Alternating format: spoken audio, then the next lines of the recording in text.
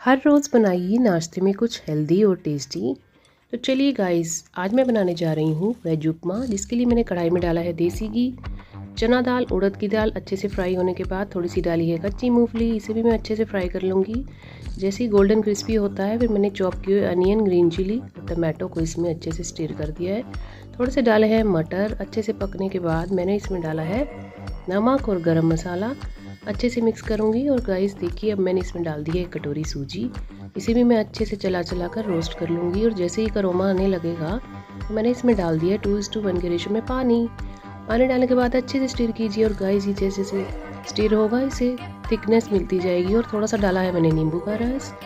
अच्छे से मैं इसे पका लूँगी। और देखिए, अब ये बनकर के तैयार है। बहुत ही थिक हो गई है और ये खाने के लिए बिल्कुल रेडी है। इसे सर्व कीजिए गर्मा गर्म एक बाउल में। ऊपर से स्प्रिंकल कीजिए थोड़ा पेरी पेरी मसाला और ये खाने के लिए तैयार है। आप भी ट्राई करें।